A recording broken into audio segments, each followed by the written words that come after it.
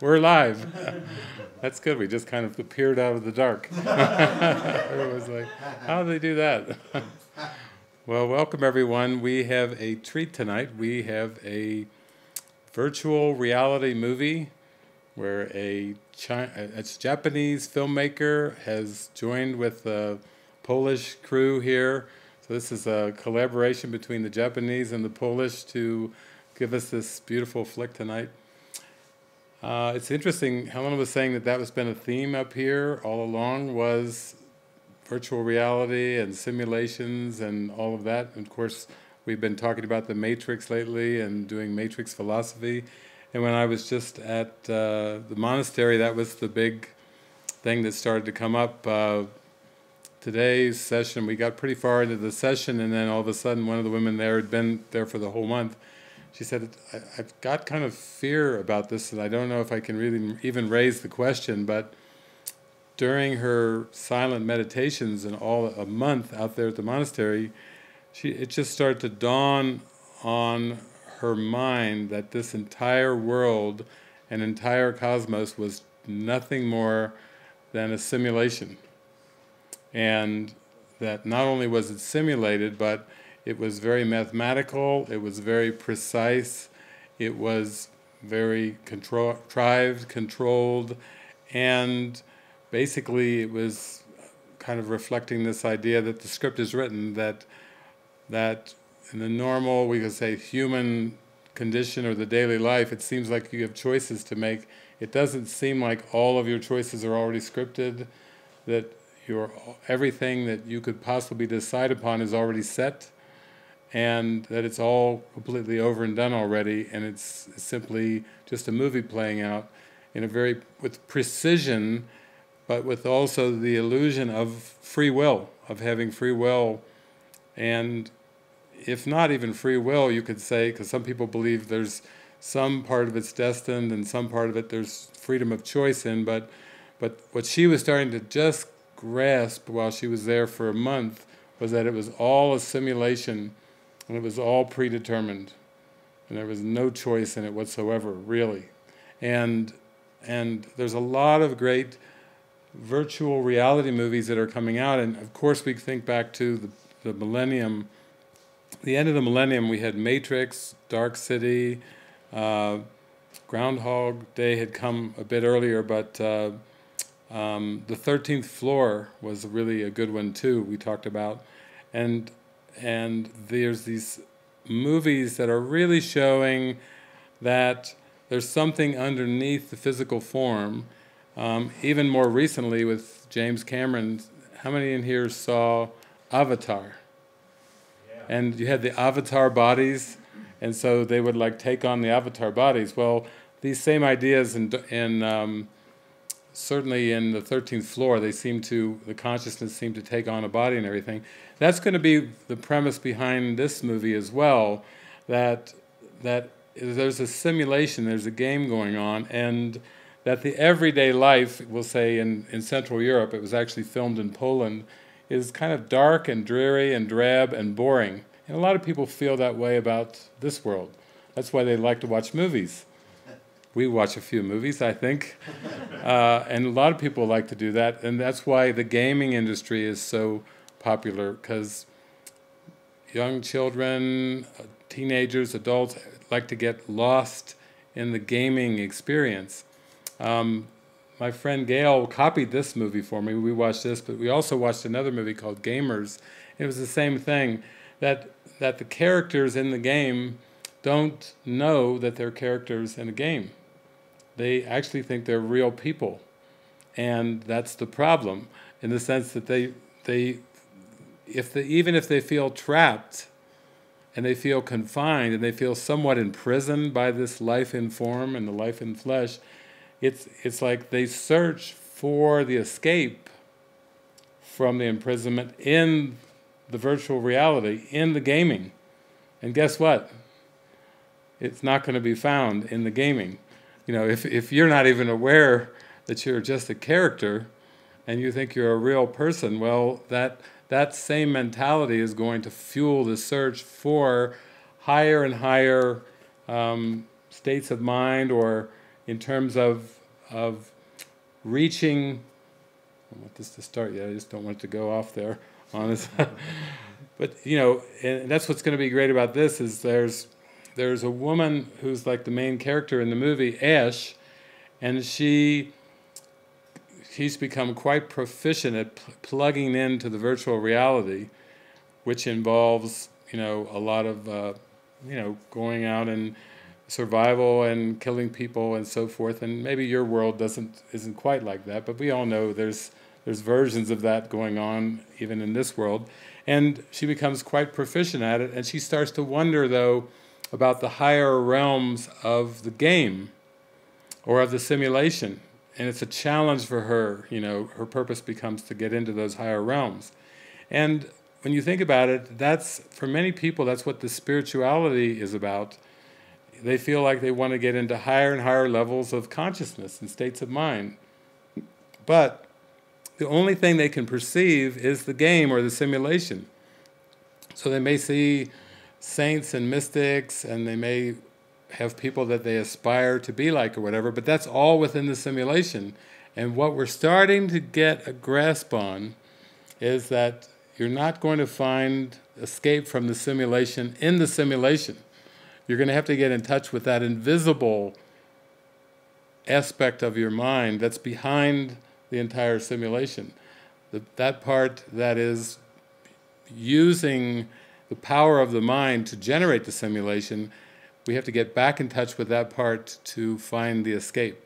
So what I think is fascinating about this movie, and basically every single time you watch a virtual reality movie, it's fantastic because it's almost like you've given yourself yet another sign and symbol, like in The Lion King. Remember, from the sky. Remember, it's virtual.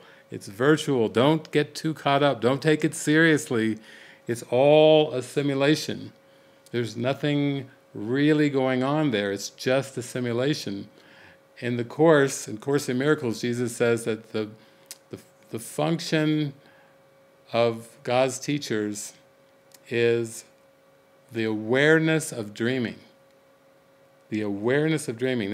He says it in the Course. And imagine if we were looking at it in terms of gaming, the function of your mind would be to be aware of the simulation, to not forget that it's simulated, and take things so seriously as if you're a character in the game. As soon as you've done that, then your emotions are going to be caught up in the simulation, and peace of mind is just a pipe dream, because you're all wrapped up in the game. And this whole point is to actually learn how to lay aside the game, not necessarily how to find a higher position in the game. You'll find out it's a very interesting symbology too for the main character Ash, is she does start to get symbols, witnesses to her that when she reaches the higher level of the simulation of the game, that there will be an angel that will appear. And she's told that everyone who comes into contact with this angel becomes brain dead. And isn't that wonderful? Because if you think you've found something in the simulation, then the ultimate of that would be that you can't. So you would be brain dead if you think you achieved something in the dream or in the game that was actually worthwhile, when the whole game, the whole simulation was made to keep you from knowing who you are. So it's a beautiful symbol, I think, in this movie too. Some of you watched Touched by an Angel. They used to call the one guy the angel of death. But in this sense, this is an angel that's basically just a symbol, like you're coming to what seems to be the top levels of the game or of the simulation, but that's not really going to be your way out. You're going to have to go in to get out, so to speak. You're not going to develop your skills to the point where it's like even in the Matrix, Trinity, Neo, Morpheus, they had really highly developed, we'll say, fighting skills. In fact, Morpheus could even leap across from one skyscraper to the next, but that wasn't getting him out of the game. It was just another step along the way, another simulation. And what we're really looking for is the escape. So that's what we're going to be exploring tonight. So hold on to your hats. Camus is going bye-bye. Okay, here we go.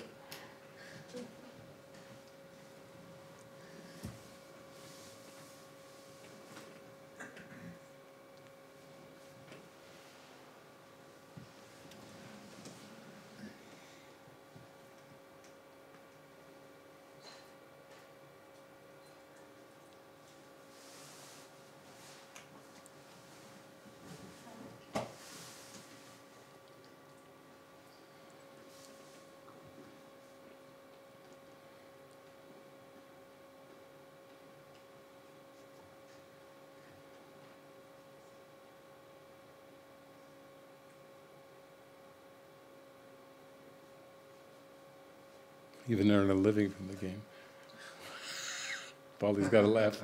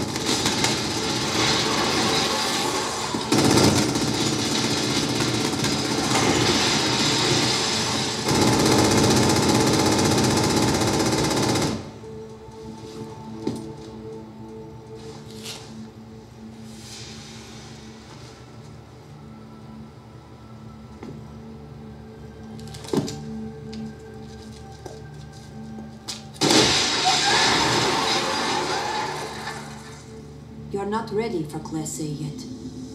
You might want to work a little bit more on Class B.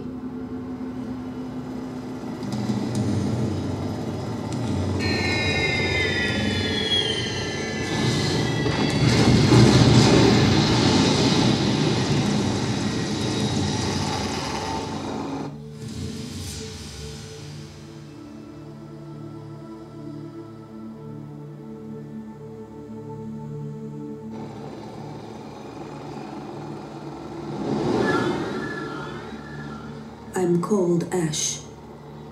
I've been playing Avalon for a long time.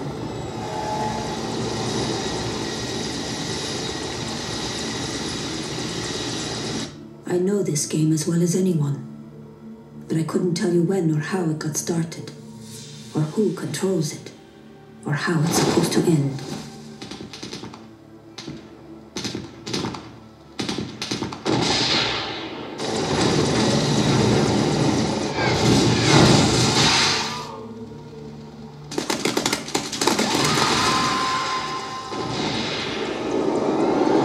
Some people think it has no end. You could play forever and never see the last level. It seems pointless. A game without a goal. But there is a goal. To go beyond the game. To something more.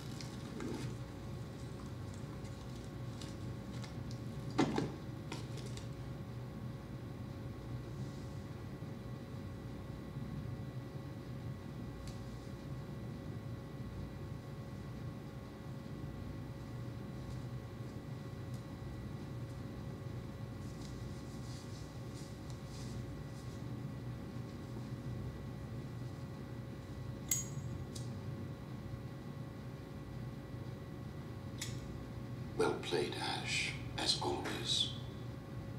You're still as good as you ever were. Duck me for a clip of 9mm. 2 clips of PPK.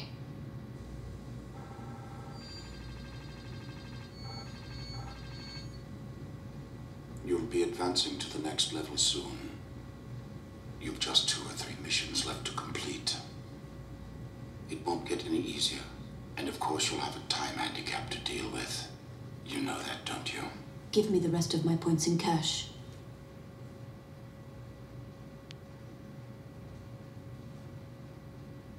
Playing solo gets more dangerous the further you go. Are you sure you don't want to join a team?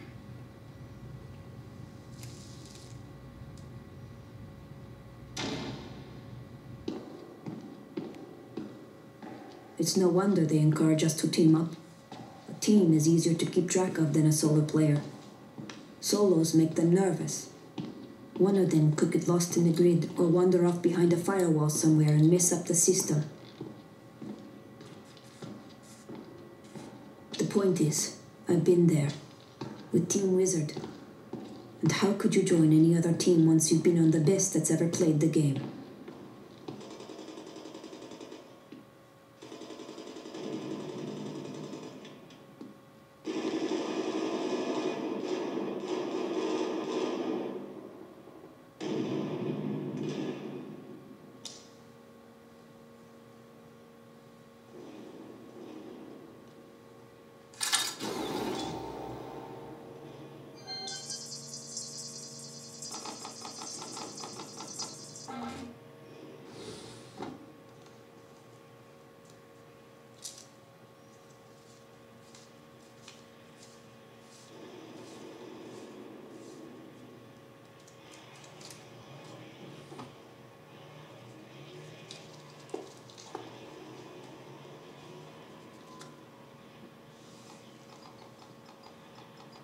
Good game, Ash.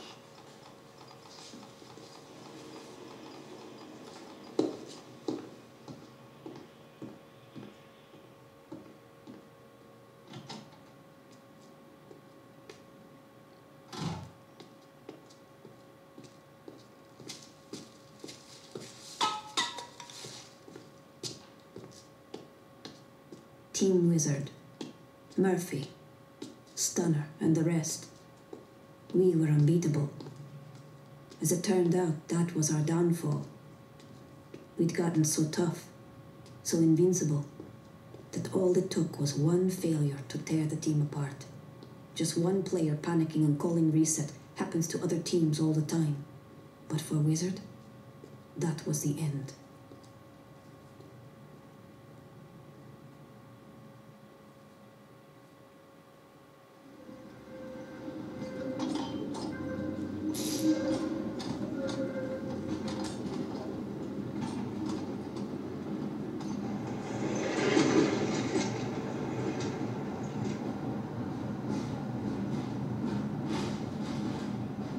No more teams for me.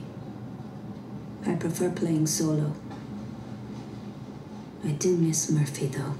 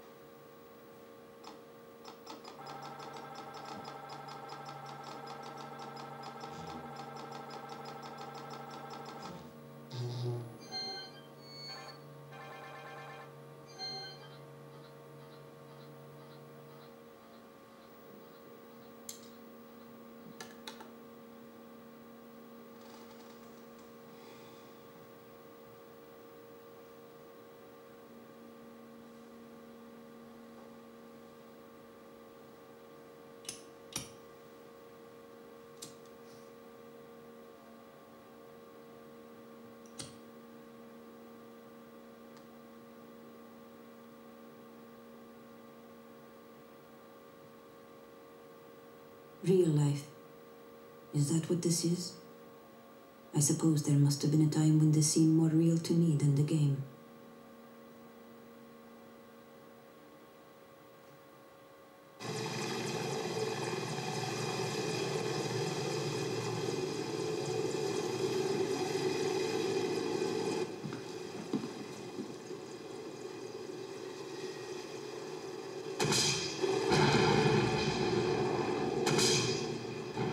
Hit it perfectly.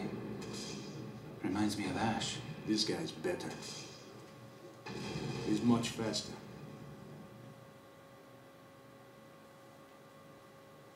He's a cocky bastard. They've got that in common. Move!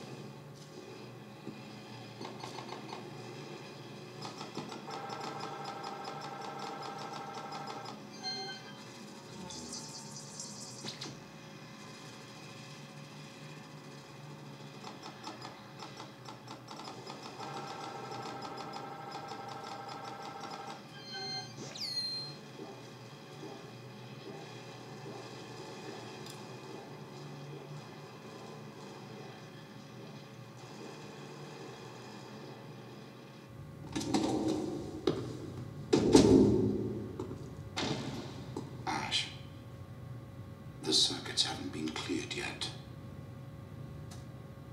Even you have to wait your turn after all. Fine, I'll just have to ask you then. Ask me. I need some help. I can't advise individual players, Ash. You know that as well as I do. It wouldn't be fair. I want information about another player, a bishop who just cleared Class A. The terminal out there shows nothing on this guy. I would just like to know who he is, that's all. Why are you so interested? Because he's taunting me. I thought you never made personal contact with another player under any circumstances. Everyone for themselves. Isn't that how you play the game?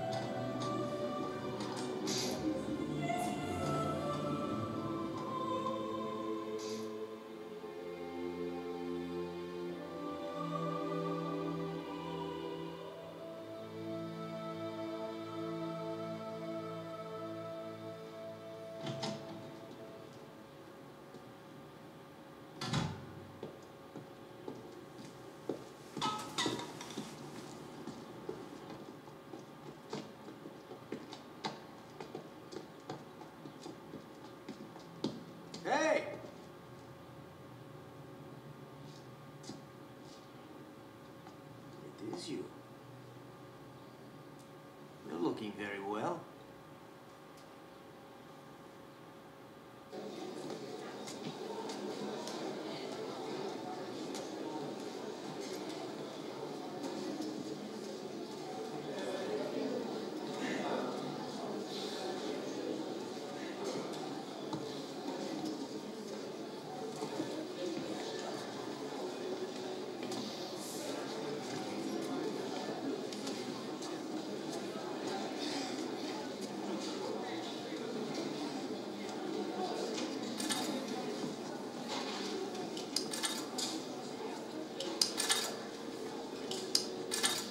I hear things, you know. People are always telling me what's going on.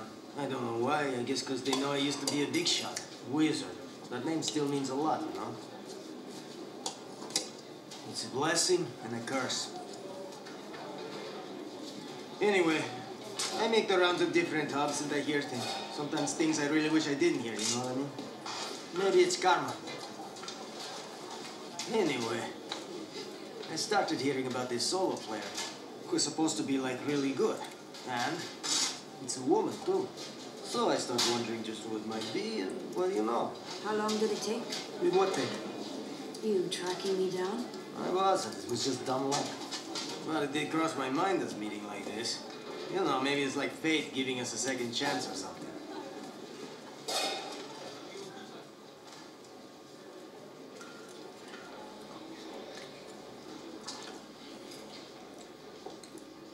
I wish I was a warrior like you. Then I could play solo. I'm a thief, and who the hell's ever heard of a solo thief, huh? We're nothing without a team. We scrounge for supplies, snoop around, scout ahead. We're like tour guides. Well, you know any team would be lucky to have you, Stunner. God, how long it's been since anyone's called me that. Look at all of us. The whole wizard crew. We still hate each other. And everybody else, they don't like us much either. It's like a curse.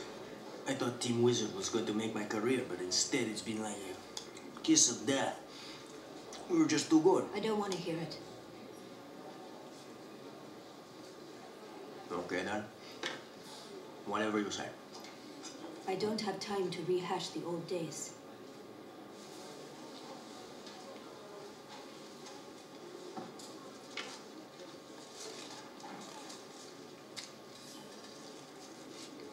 Ash, No need to thank me. I wasn't going to. Have you heard about Murphy?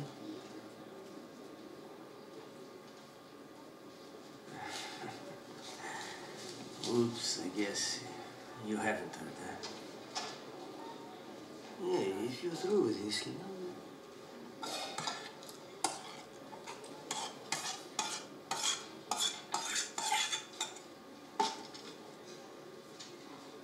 Our old friend Murphy went solo too. And then, he never came back. You can visit him, or what's left of him. They got him out at the clinic with the rest of the jellyfish. The unreturned, as they like to call them. Personally, I wouldn't go near the place. Too much reality, know what I mean?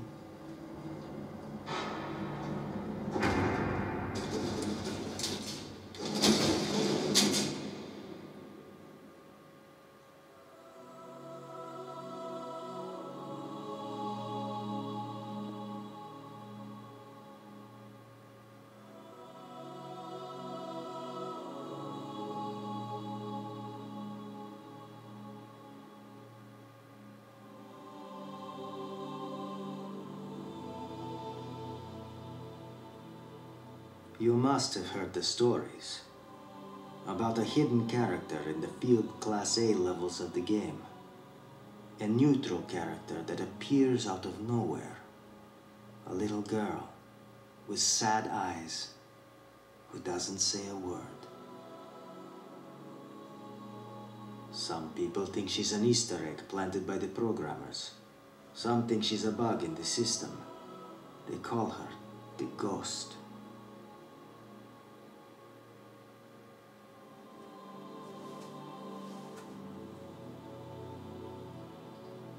Whatever she is, one thing's for sure.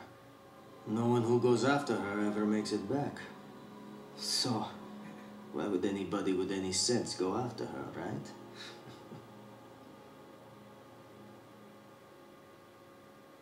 Come on, Ash. Even someone who keeps to herself as much as you must have heard of Special A. A secret level where you can't reset to escape. A level that's got to be played to the end. It's a killer. The degree of difficulty is off the charts. But then, so's the number of experience points you could get.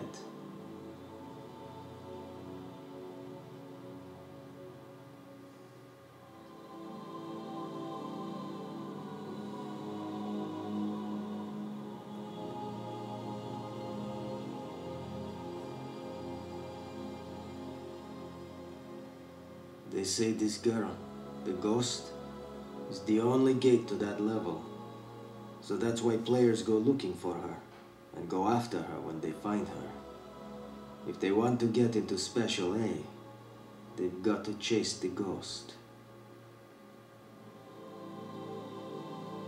Just like Murphy did.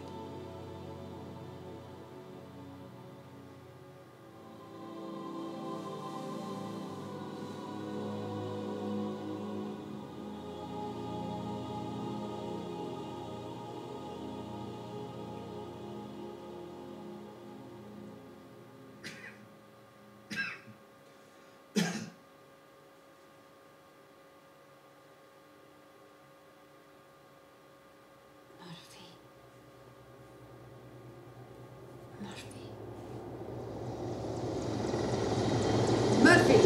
I see them. Sit tight.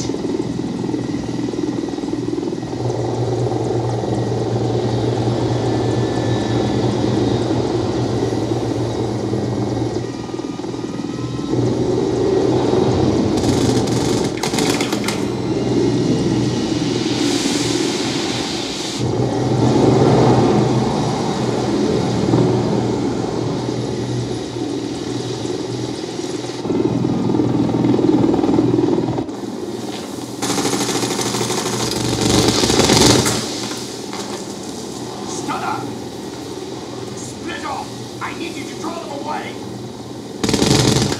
Chopper, poison on! We need some cover now! Murphy! We're almost out of ammo! We've got to fall back! Get a hold of yourself, Stunner! This team does not call reset! Just do your job, damn it! Ash! Ash!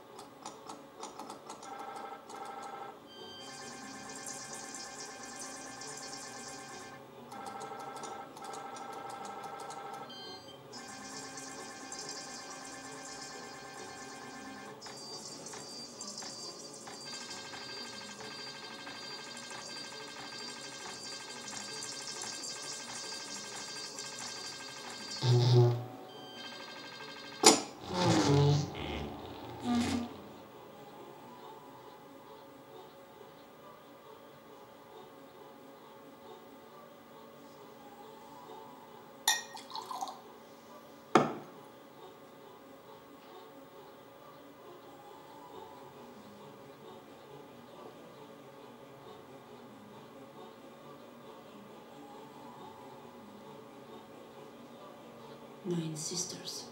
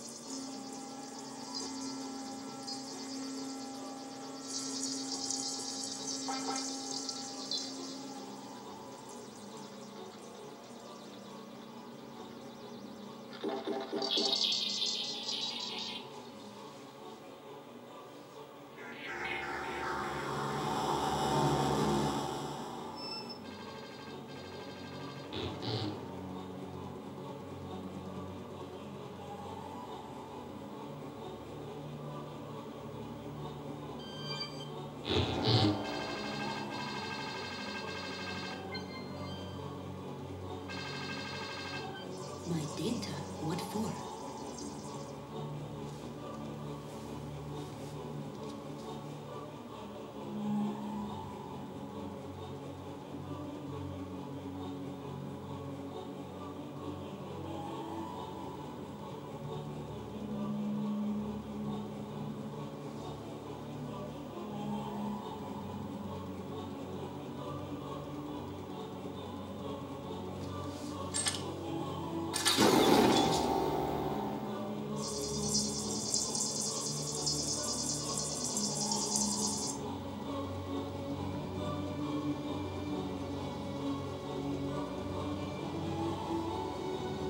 Let's go. What's taking so long? Let's go.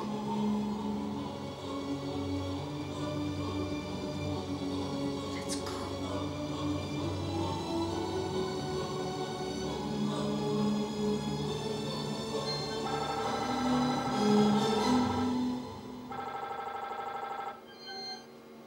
Ruins C66. Those would be the coordinates.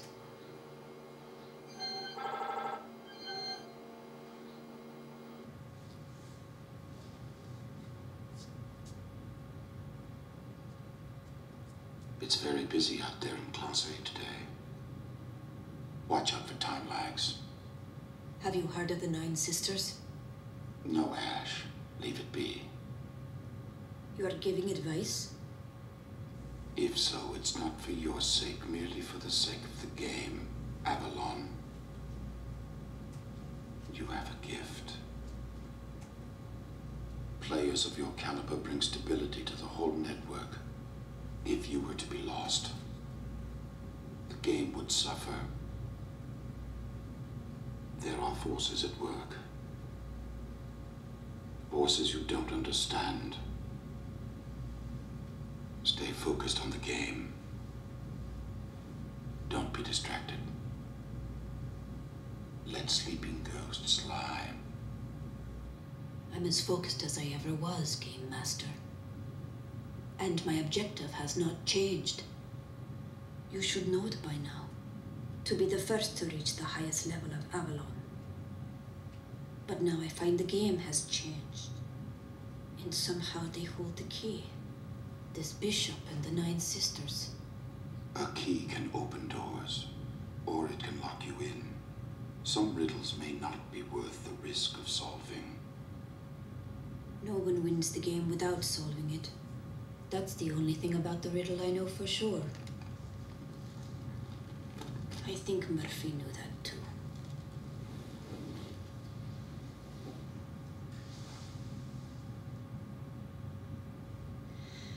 All right, log me on.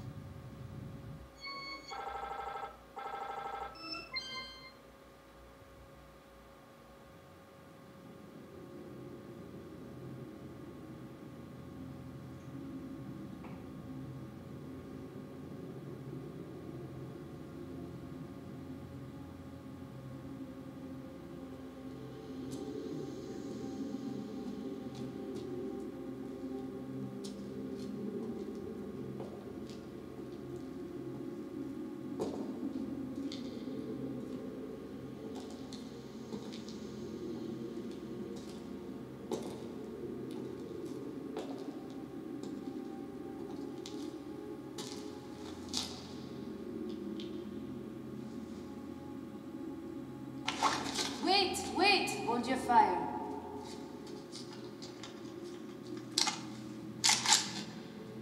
I'm Jean, of Team Nine Sisters. It is an honor to meet the great Ash.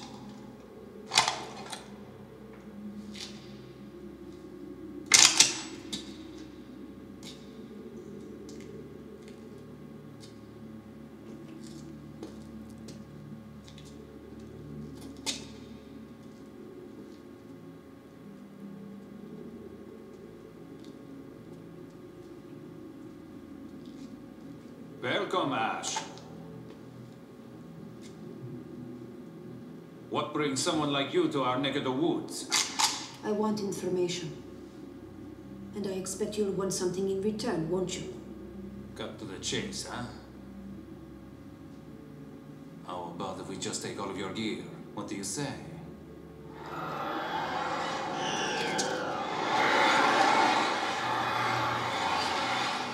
People will pay good cash for the data that's stored on that equipment. You know selling a player's data is against the rules. Yeah, well, a guy's got to earn a living, even in Avalon.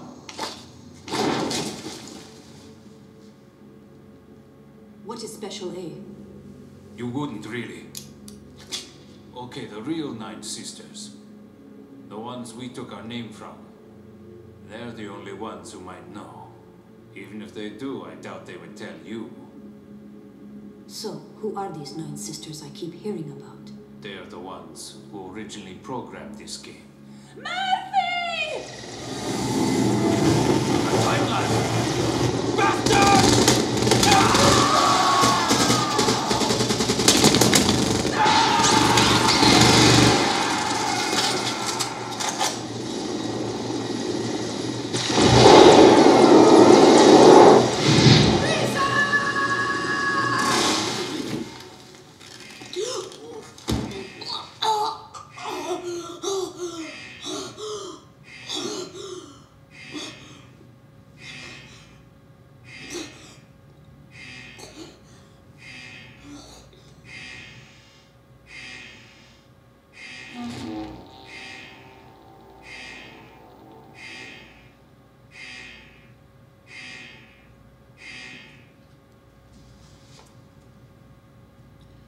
I'm sorry I messed up your game room.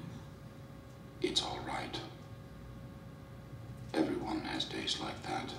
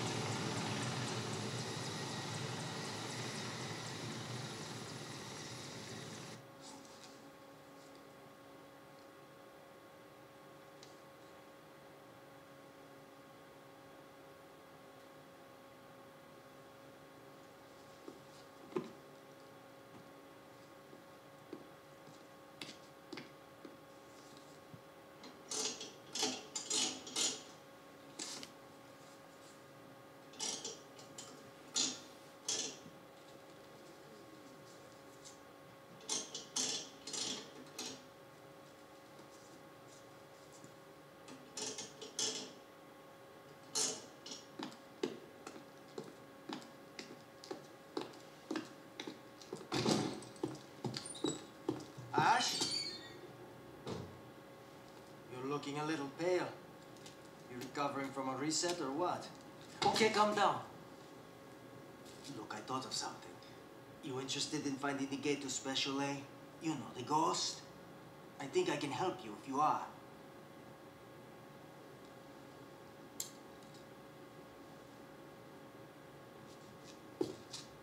You wanna get some breakfast, Ash? You really need to eat more, you know.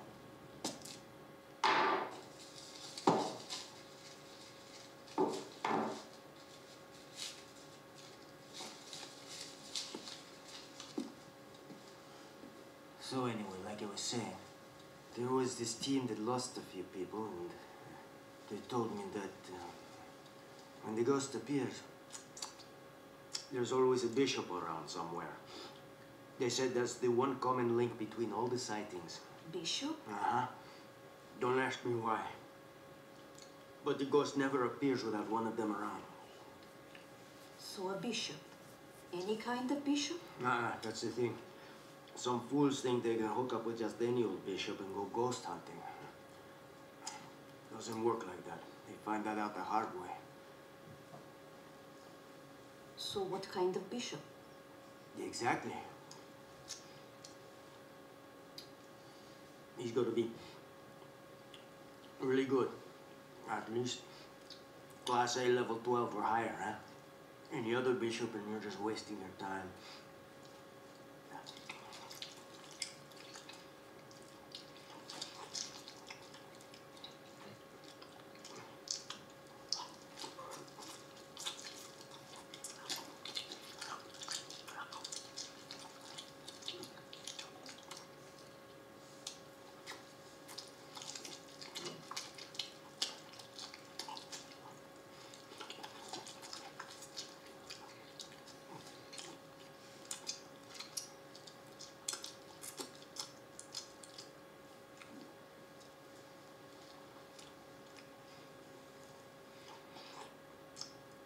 So, you thinking about it?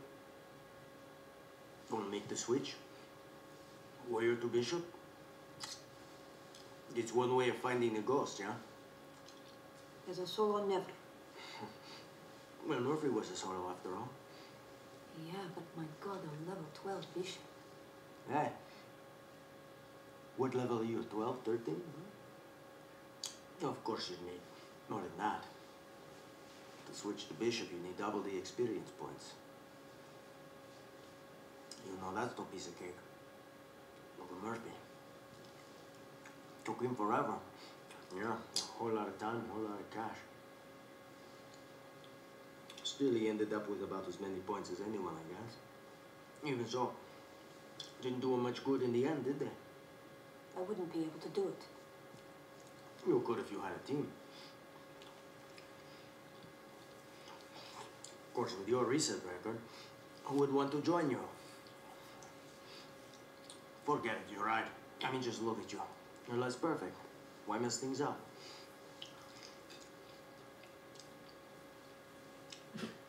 Ash? You're right, I don't think you could do it even if you tried. Maybe if Murphy was still here.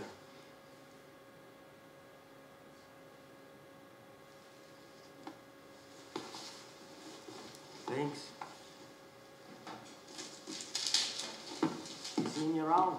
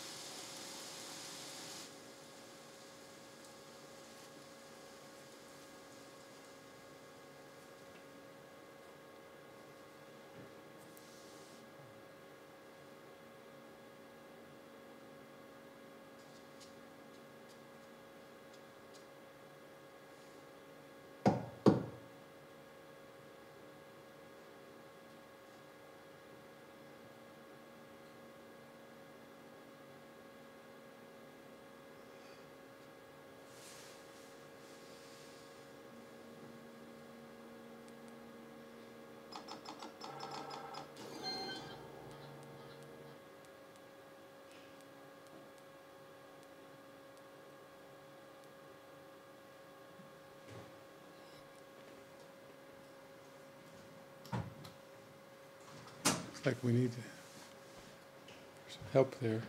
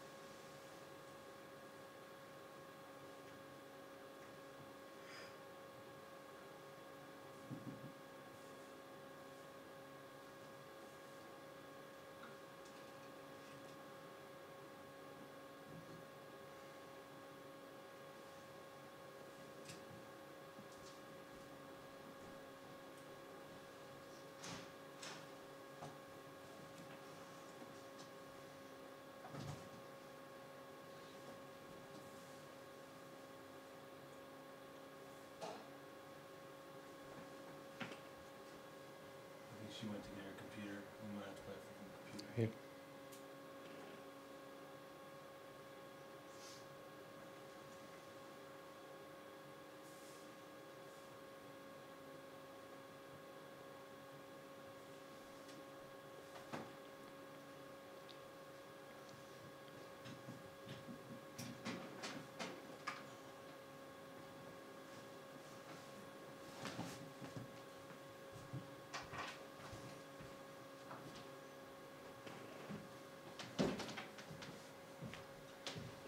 In our simulator where we're using the old technology, I left the thing, but I guess it wasn't able to be put on the intranet.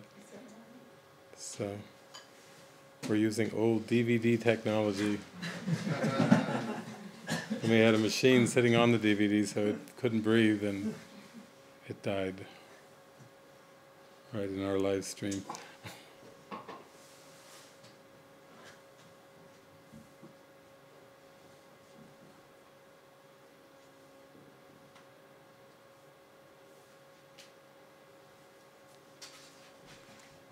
We're going to use a table up there? It's the same one.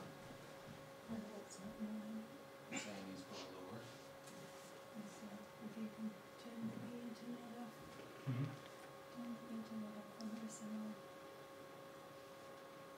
Turn that off.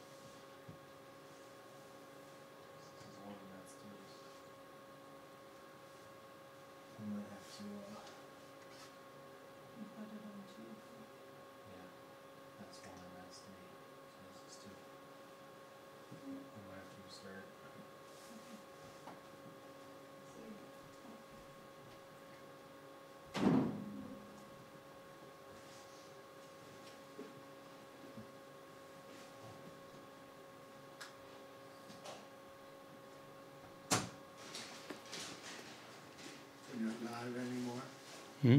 We're not live anymore. We are. So they're seeing all this. Well, I could do a little bit of commentary while we're waiting for the movie to resume. So, Ash is very curious about going to higher levels, and she's told that she's getting witnesses in her life that she's going to have a bishop, another player, and this guy is giving her hints about team. It's kind of like we get in this world where no one goes to God alone, and we talk about mighty companions, and she's going to need that to advance. And she's starting to having kind of out-of-pattern experiences, like, she's got her repetitive everyday life, which is, very simple, and then she goes into this exciting game world to escape from that boredom. But even in her simple everyday life, she takes great care to cut up a food for her dog and prepare her dog that she adores this great meal, and then the dog is gone. There's no dog. So it's starting to loosen up from her patterns, and basically, she's aware that if she goes into the higher realms, she's going to kind of come upon this angel, and then there's the image of Murphy, which is someone who went to the higher realms and in the game, in the simulation, and was brain dead, and also kind of broke up the team when for some reason something happened on the team and he didn't fulfill. They had to have a reset. So the team that kept being so successful, broke up immediately and everything. So she's just get to the point where there's a knock on the door. Her dog has disappeared, and she's very curious about this other player she couldn't find any data on, who seemed to be really good too, and who seems to be called the bishop. And she needs a bishop to go to the higher realms. So it's just getting to that point in the movie where she's going to have an encounter now with the bishop. The man is the bishop, and this will be her opportunity to join, even though there's still a lot of trust issues, and she very much is a solo player, but she's being called to join in to go higher up and face this challenge. Go to scene selection.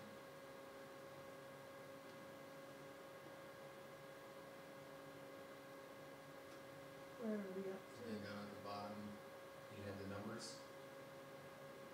Try 9. This one, we just there. Stunner's advice, so it's probably around 11, because she just got the advice from her friend. Okay, probably 10. And there's the library. Oh, there's a great eating scene. Now here he is. The bishop has appeared after she's just been told by her friend that she needs a bishop. Then here comes the bishop into her home as her dog is missing.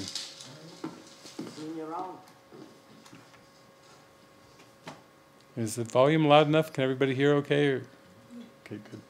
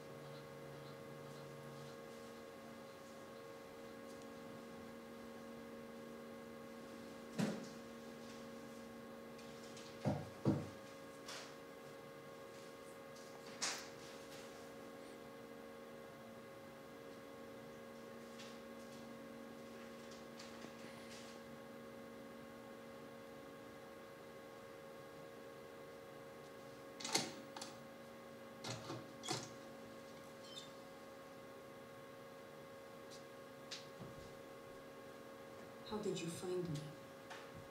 As the good book says, seek and ye shall find. Actually, it's you who's been looking for me, isn't it, Ash?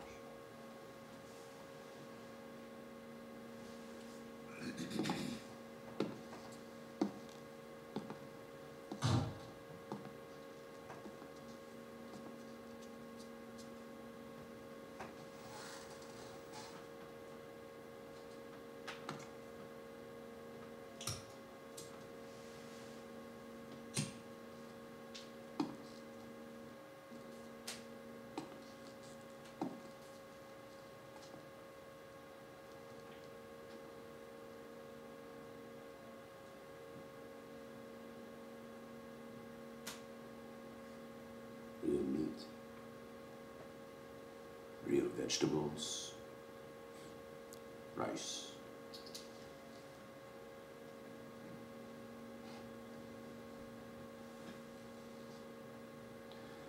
It's a very lucky dog you've got. He eats better than most humans I know. Real alcohol, cigarettes, knowledge you can't get from any terminal.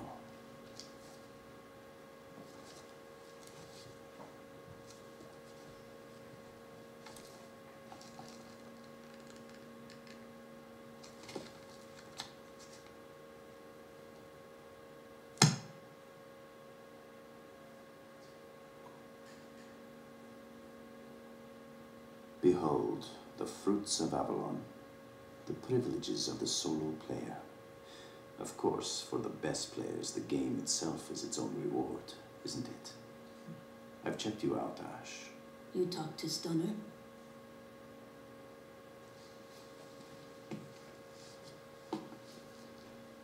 The ability to analyze data is one of the most important skills of a bishop. You were a warrior in Team Wizard. The team disbanded. There's always been speculation as to exactly why. The details remain something of a mystery.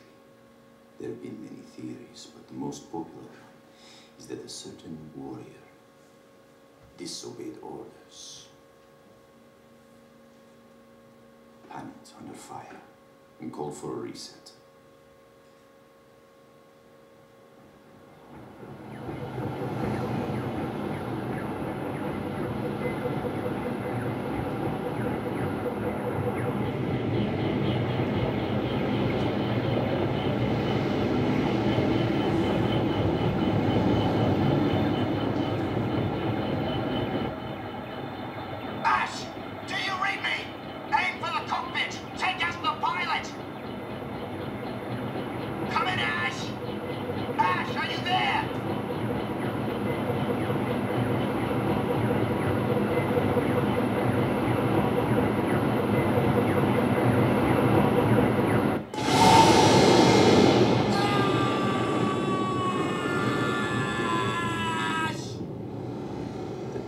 Cut off, is in danger of being wiped out. Someone cracks under pressure. It happens all the time. The only unusual thing in this case is that it was never supposed to happen to the invincible wizard. I want us to form a team. Standard setup of 6 members. Me and 2 other warriors. A thief, of course. And, if possible, a mage. And me. Aren't you going to ask what I want? And would you tell me? I will. Once we're in Avalon. Be at Flak Tower 22. Tomorrow, midnight.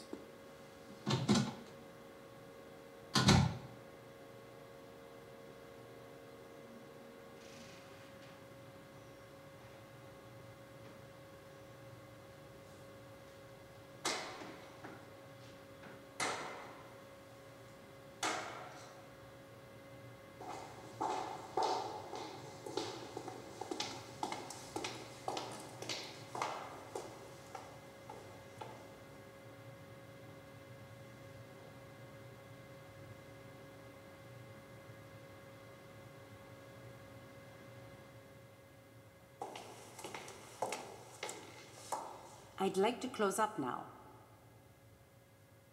I'm supposed to meet someone in Avalon at midnight. He's going to help me find Special A.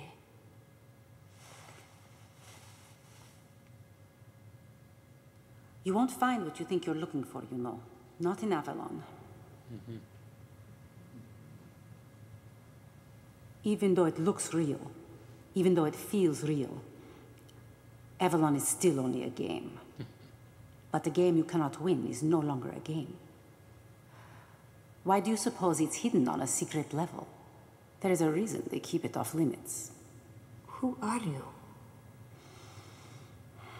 Just like you, I was once approached by Bishop.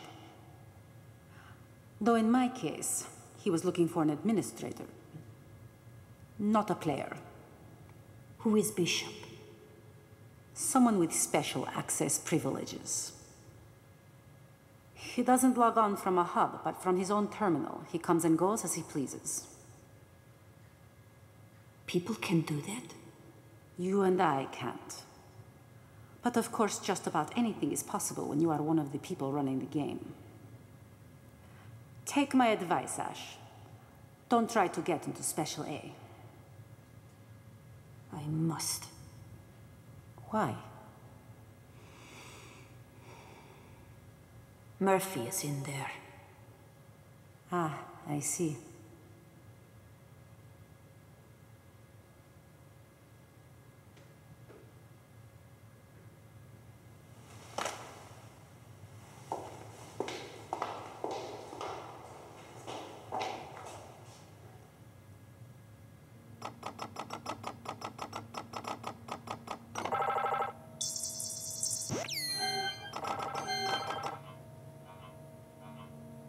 Use room 9. The game master is waiting. Thank you.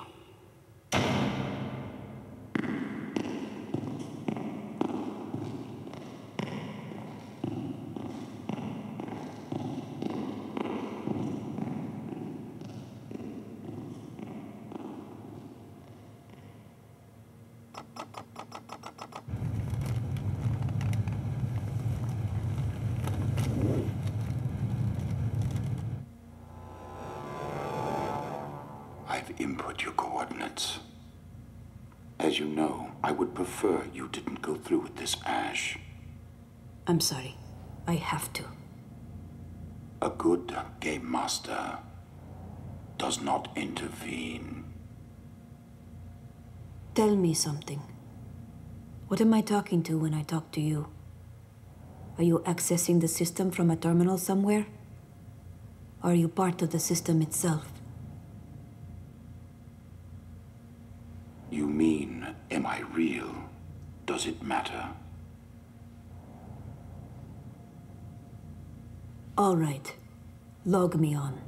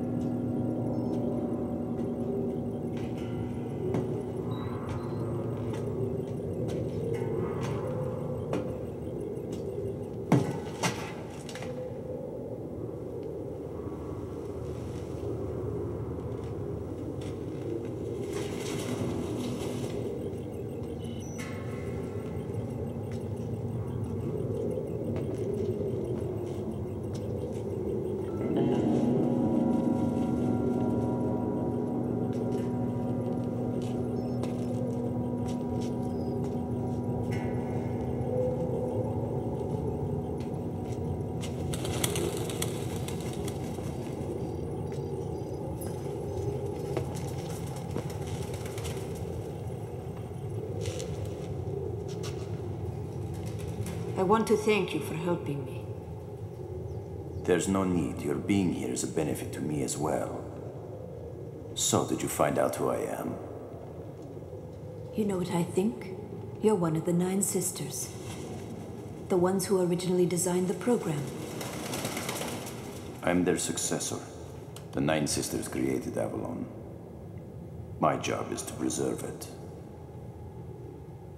Then it's true. You're not a player. You're on the inside. Would you like to join me?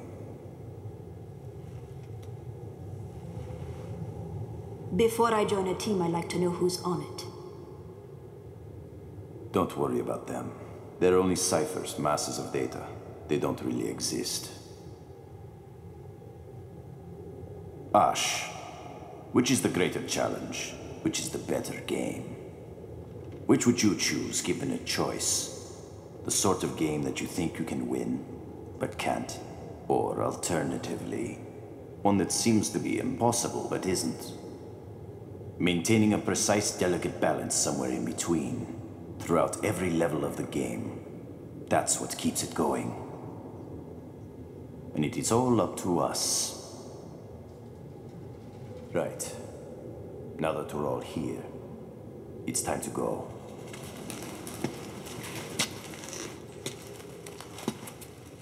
Good to be working with you again, Ash. Did you pack a lunch?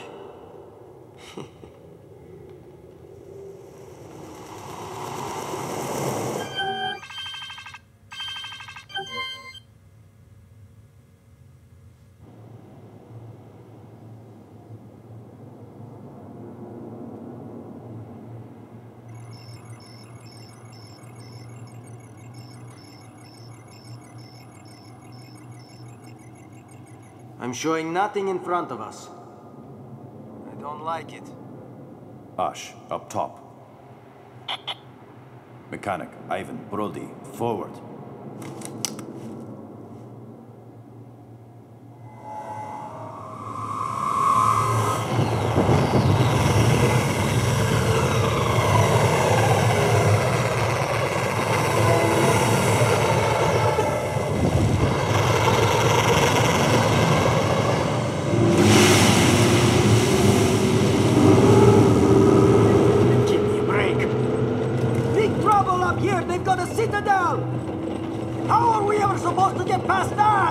Calm down. This is a field Class A mission.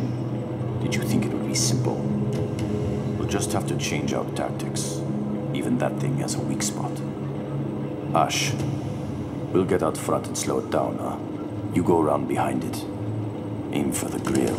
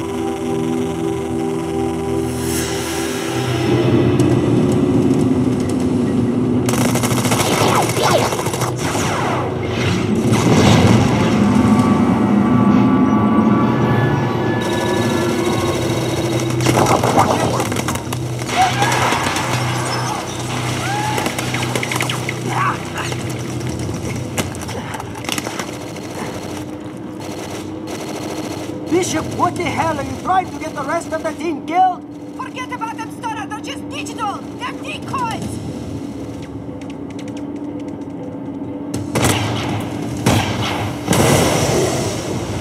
moving. Don't waste your fire.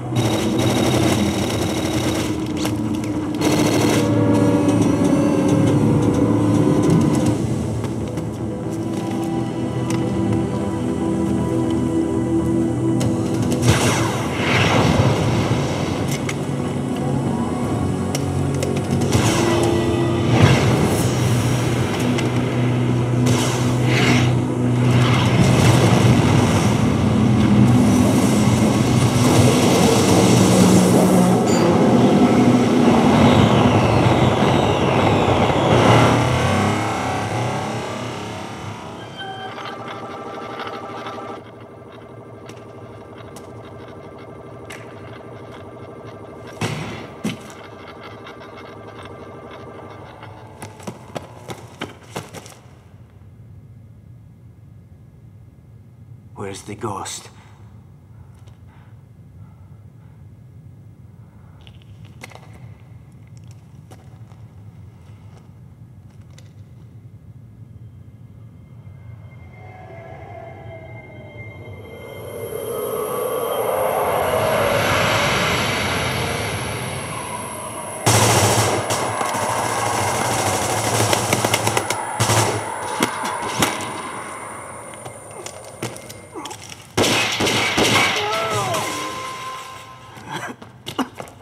Stunner!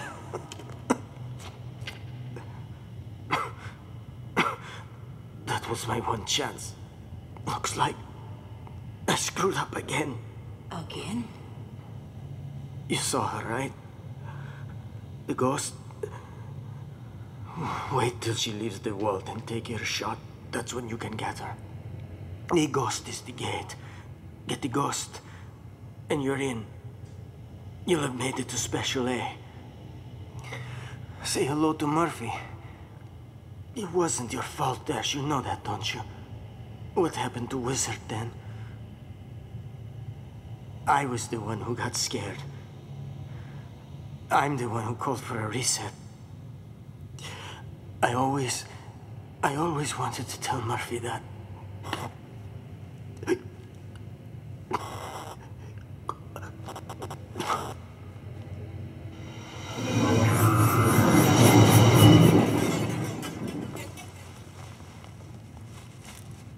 Ash, get moving.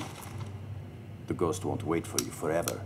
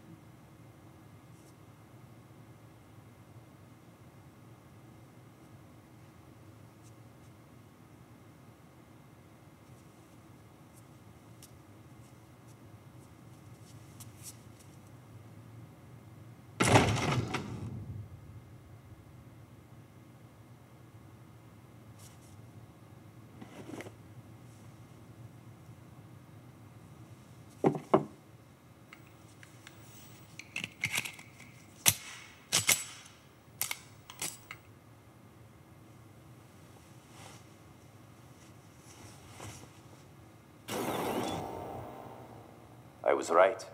I knew you would be the player to make it through the gate. Is this special A? We call it Class Real. Its design is far more sophisticated than any level of the game you've seen. However, the one thing you have to do in order to complete it is quite simple. So there is another mission? One of the unreturned is here, an illegal player. Track him down and eliminate him from the game. In essence, you'll be acting as a debugger, removing a virus from the system before it can spread. Your only weapon is that pistol and the clip that's in it. The other people you see are neutrals, not players. If you kill or injure a neutral, you lose the game. There is no time limit. And there is no way to exit before the level is completed. If you should get back successfully, you can then be one of us. Any questions? Yes, why have you brought me here? You brought yourself, Ash. Remember that. Only you know why. Now, you have everything you need, so if there are no more questions, let's begin. Look behind you.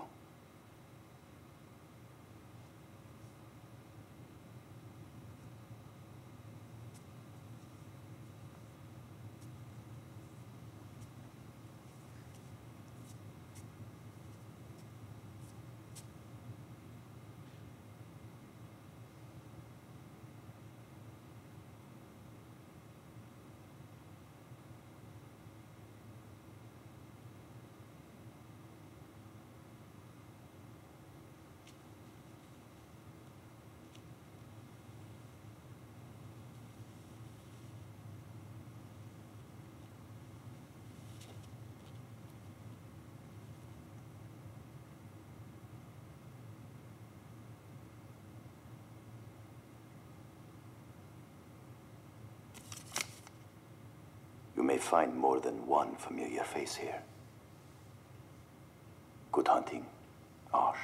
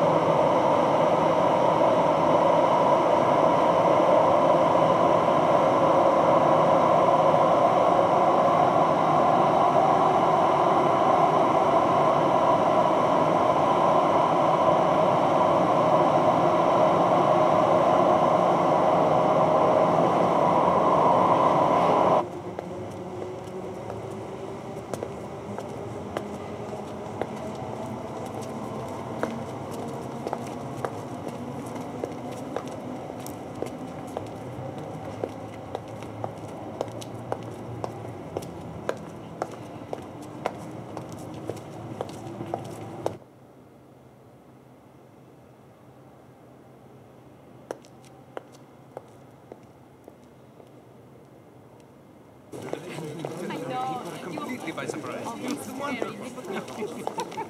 You should have seen.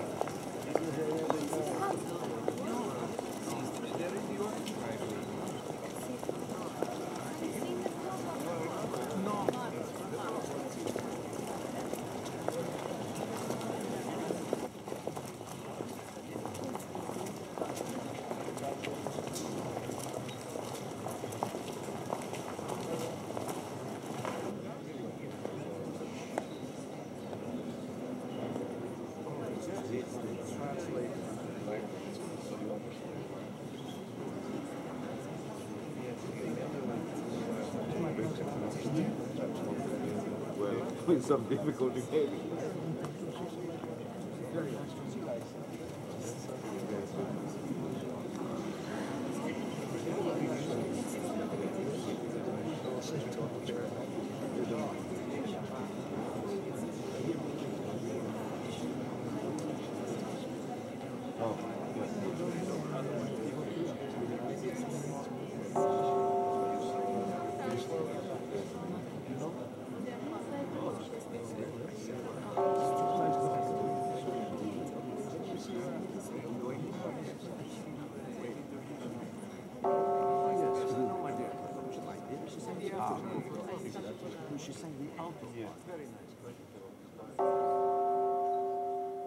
Murphy.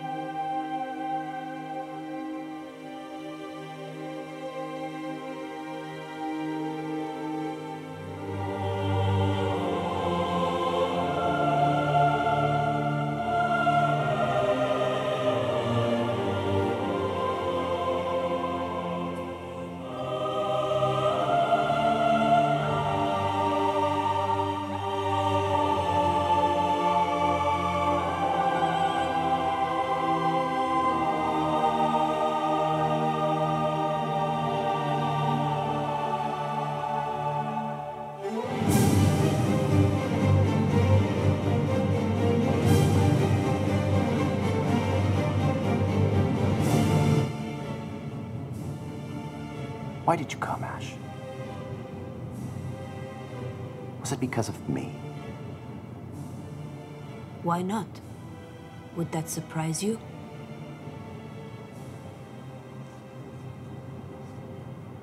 Do you even know why Team was disbanded? I always had suspicions, but I kept my mouth shut. I even let people think I called Reset. Why couldn't you have left me alone, huh? Stunner told me you were lost, but I suspected you knew just what you were doing. He travels fastest who travels alone, right? The rest of us were content being a team, but you weren't. You wanted to go all the way. We were just holding you back. You had to find a way to get rid of us. You set us up to lose, knowing it would tear us apart.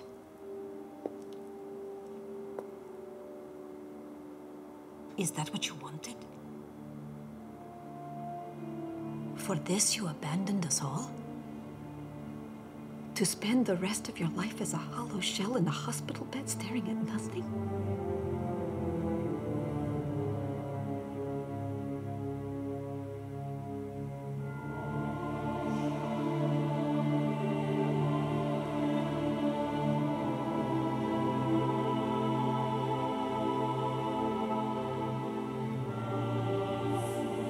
How can you be so sure?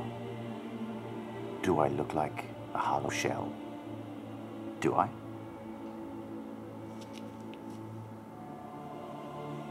Reality is only what we tell ourselves it is, that's all.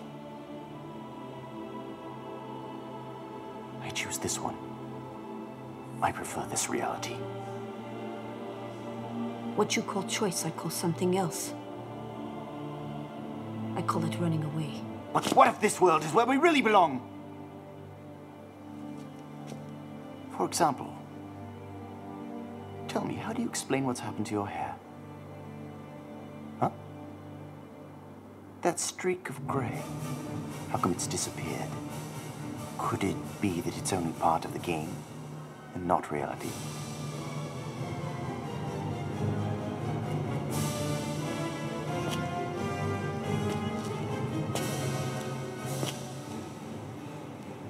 Imagine what it's like to actually be shot.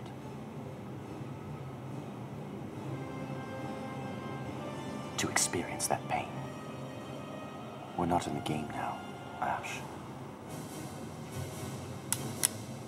Does it really have to be this way? When one of us dies, and their body doesn't vanish as usual, then we'll know it's real.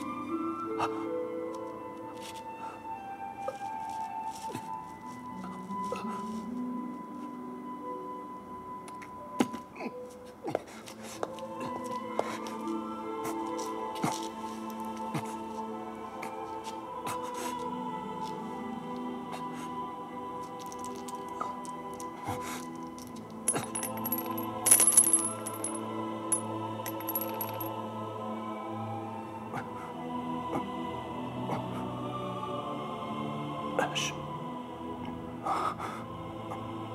Don't listen to what they tell you. Never go back.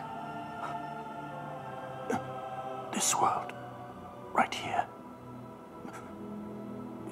is where you belong.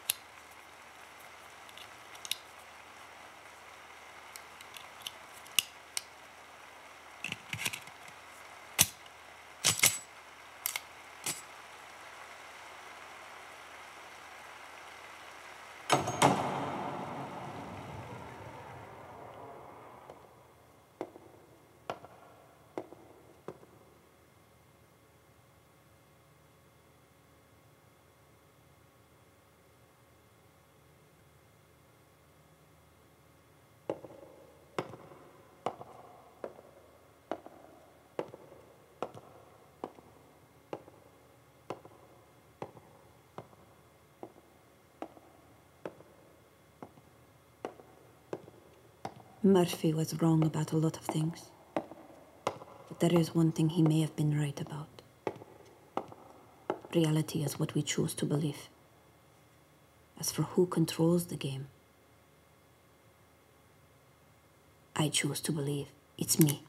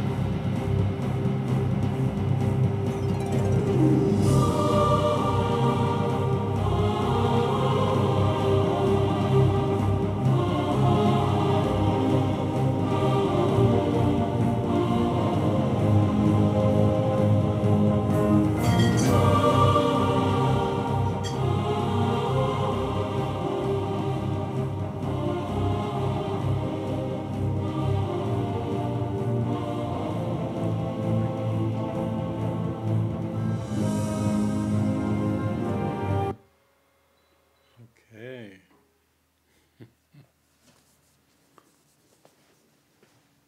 What did you see in it?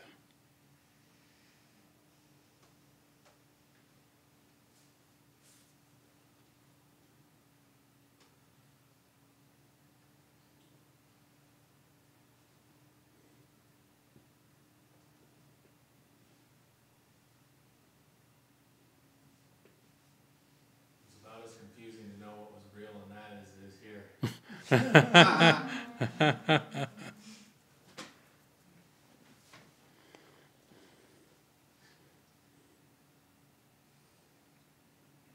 Yeah, the guy who kept at the end was saying, "I'm real, I'm real."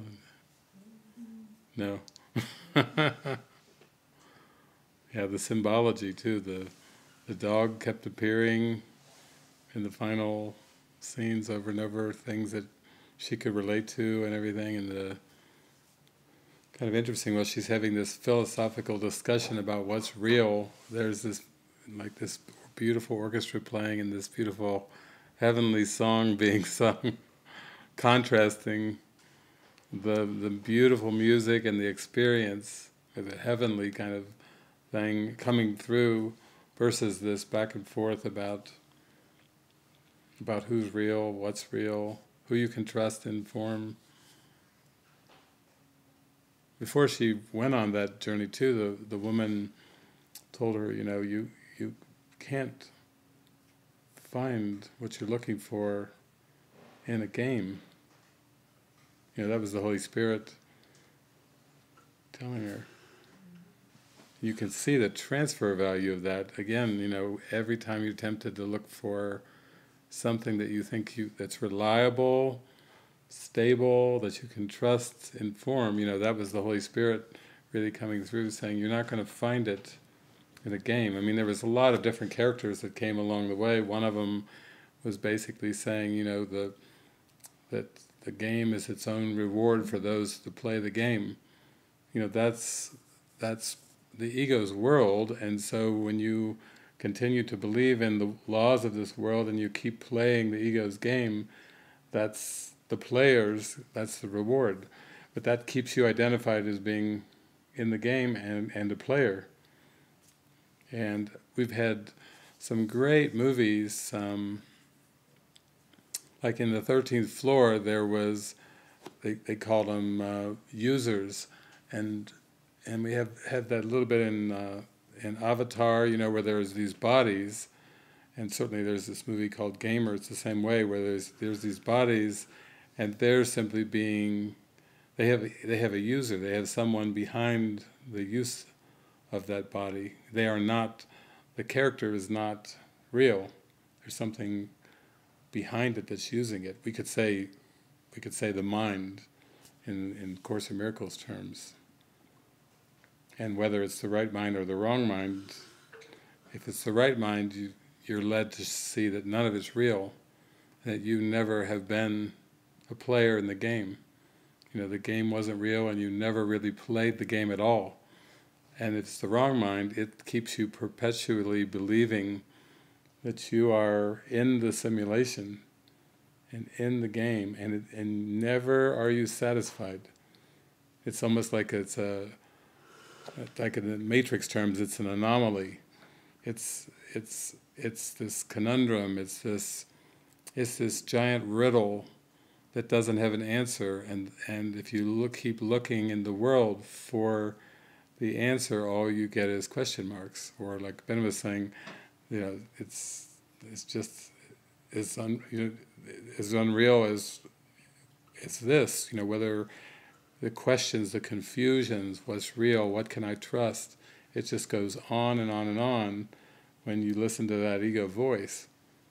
And in the end, even when you have, I mean, she had symbols, her dog was on the posters, her dog was in the car, you know, there was a dog in the car looking at her, and she was getting these symbols and this beautiful angelic voice and this beautiful symphony and so on and so forth. And in the end, she's, you know, determined, you know, what's real, what's not, you know, or who's in control. She says, I choose to be in control. And what we're learning through all these miracles is the one thing that you can't be is in control. That's what, when I was at the monastery today, that's what kept coming back to that point. It's, what were you saying, Karen, your big insight was it's not around control, it's not whether you had... It wasn't, it came down to it that I was trying to give up control. My insight was that I've never had control to start with. Yeah.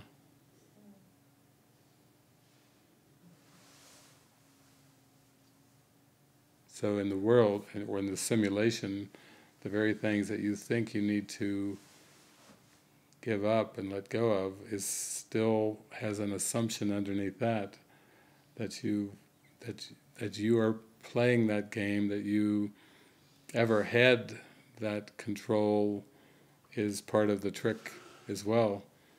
You can't really give up something you never had, but that's the convincing job that's going on. Or people say, how do I stop judging? Well, it's not a matter of stopping judging, it's really getting back to the point to say, was it ever me that was judging? Was I ever capable of it in the first place? You know, that's what gets you out of the simulation, not something that you do, not some great heroic accomplishment that you do in the simulation, because that simply will reinforce the simulation again. If you think that the character is going to accomplish something, then that's part of the trick too. So that's why we talk about having to let go of the doer. In the end, you know, as long as Ash seemed to be a player in the game, that's where the doer is. She was always going on another mission, always killing someone, and at the very end, you know, she still got her gun. She comes up and the angel just looks at her and smiles. You know, with this peaceful face and this gentle, peaceful smile, you know. That's where it all leads. It all leads into more of just a surrender of the doer. And what would the surrender of the doer be except seeing that you've never, ever done anything, good or bad, right or wrong. As long as you believe you're a player, there's a part of your mind that's counting the good and counting the bad and hoping you've got more good than bad. as long as you're identified as being a player, you can't help but be as into that game. You know, everyone who comes to this world has got that game going on. I hope I have enough good in there, but it's still this idea that there's something, you're going to be judged in some way, and hope you have more good deeds than bad deeds at the end. What's the final tally? Did I make it? But no, it's not. That's not the solution. It's really going back further than that and seeing the simulation for what it is. So that's really what we were talking about at the monastery. That's at the end, Ricky was kind of laying there on the floor and just looking up and saying, "So okay, so I don't have to try to see my brother without a body, and I don't have to see the Christ in my brother and all these other things, but I just have to really have the awareness that I'm dreaming." I said, "Yep, that's it. That's the function, that's your function. It's the awareness of dreaming. That's really all it is." What does awareness of dreaming mean? But awareness that it's a simulation. Awareness that it's a simulation. How freeing, how empowering, because if you forget that it's all a simulation, then you're like a player in the game. Then there's something to defend. Then there's something to fix. Then there's something to change. There's something to win. Then you're on the ego's playing field.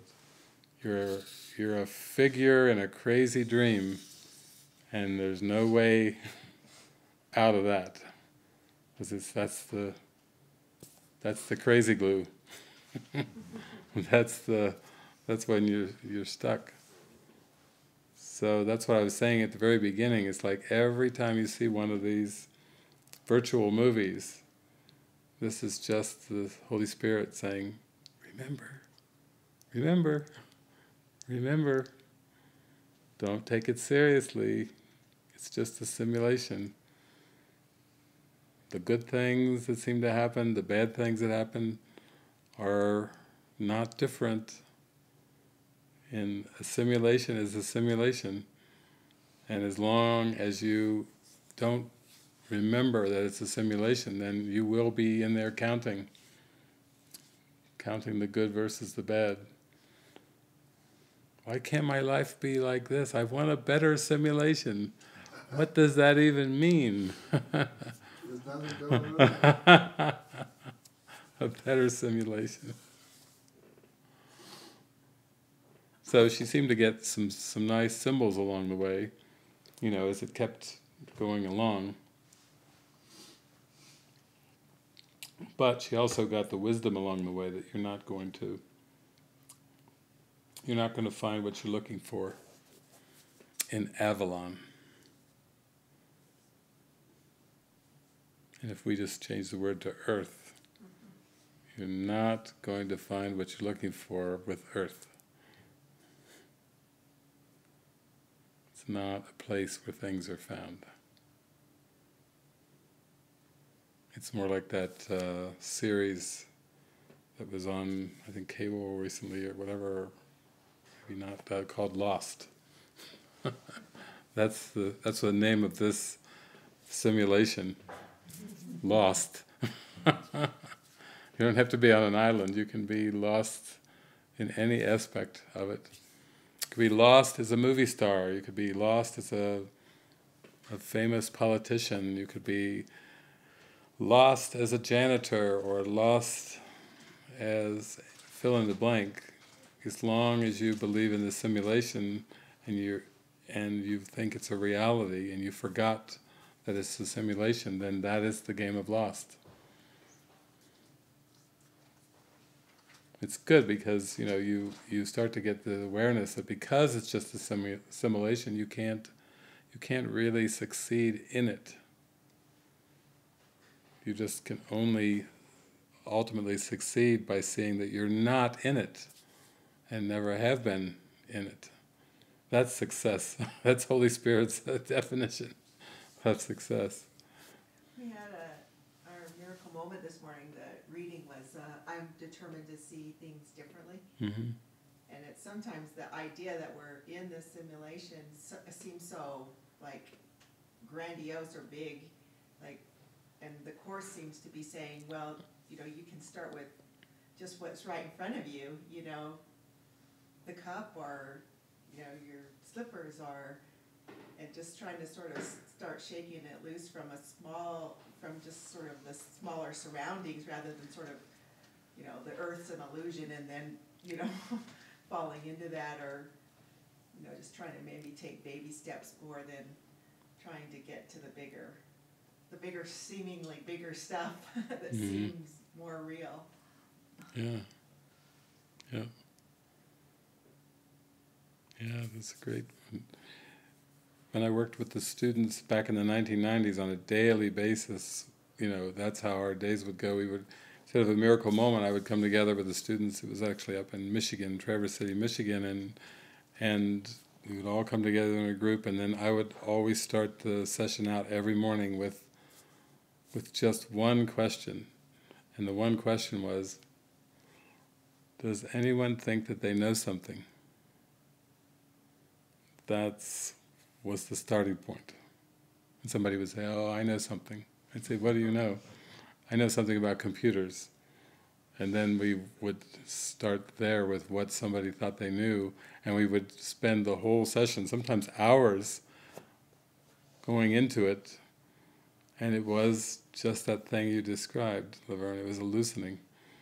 So after we would join together in that, somebody thinking they knew something about computers, and after the 3 hours, you know, or whatever, they would go, maybe I don't. And then the next day we would pick it up, you know, and say, does anyone think they know something? And I know something about sewing. Oh, okay, so you do. Let's look at that. And then we would go into it, and by the end they would go, maybe I don't know so much about sewing. You know, it's the whole journey of awakening is to first have that openness to see that you can't really know anything about anything. So it started out that way. Then, you know, as we progress on and on and on, you know, it would be like, who knows something? Does anyone think they know anything? And someone say, I know something about nutrition, or I know something about exercise, you know, or all that's coming out of things. And then the more we would go into it, it would be dismantling. Like nutrition is all based, of course, just like exercise, on the laws of the world, which cannot be known. Or someone would say, well, I know something about science, and somebody would say, I know something about gravity, at least I know about gravity, you know, or something. We'd get into physical laws and we say, you know, is that so?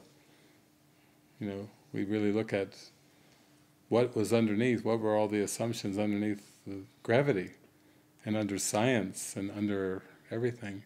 So this movie is really good because she seems to be very proficient and very skilled, and then feels like she even said, you know, what's the point of the game?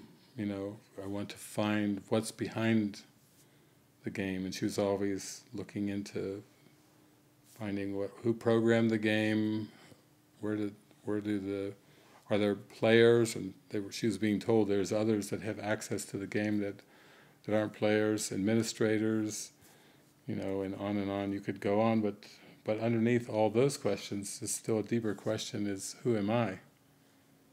You know, that's where you start to get to the depth of things. Every question in the world, whatever the question seems to be, is a question of identity, because that's the root underneath it.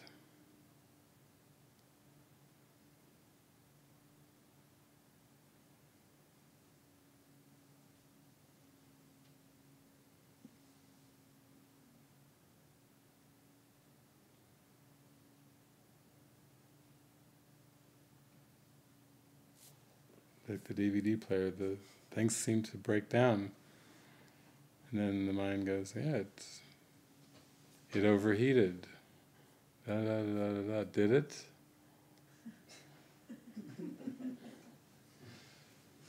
You know, you really start to see that everything, there's all these assumptions behind everything, and there's only one thing that's in you that's beckoning you to go inward more, and that's, remember, it's a simulation.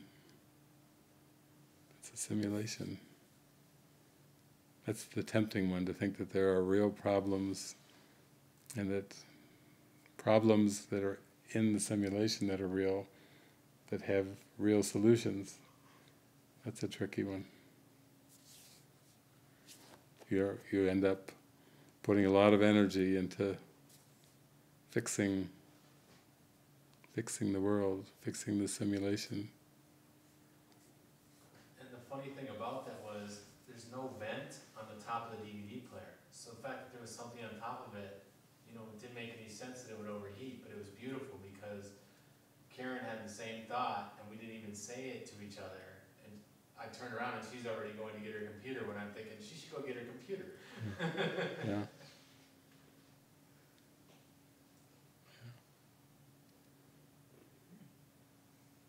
But it was fun not to get caught up in it and be like all worried about it or mad about it or anything. Just like, oh, all right, what now? What now? What next? Yeah. It's funny with all the mechanisms in the world, because, you know, a lot of the devices and things had moving parts in them, but now they're coming up with, you know, these kind of transistors and digital things that don't really have like moving parts.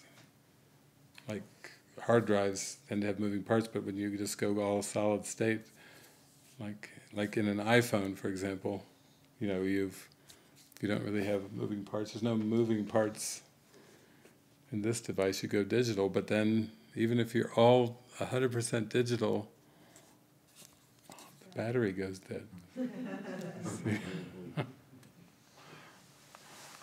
But it's in the sense, in the end, that's more, when I think of everything being digital, that's just a symbol again of everything being mind.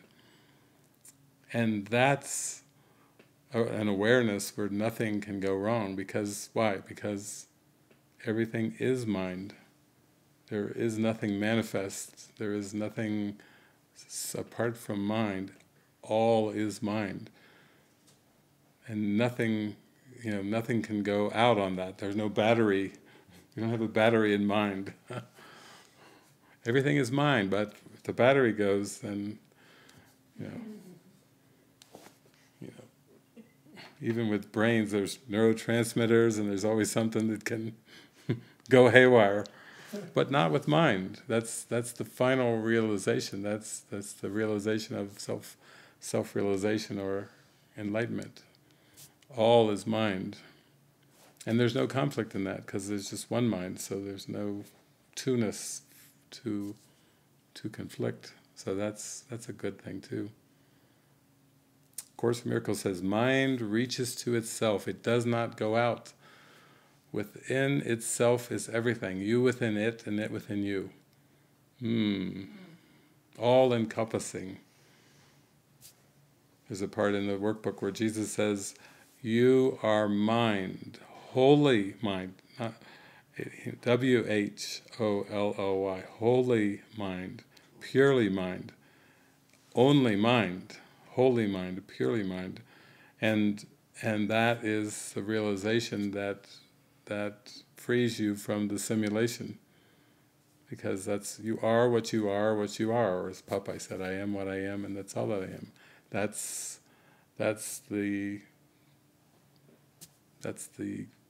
end.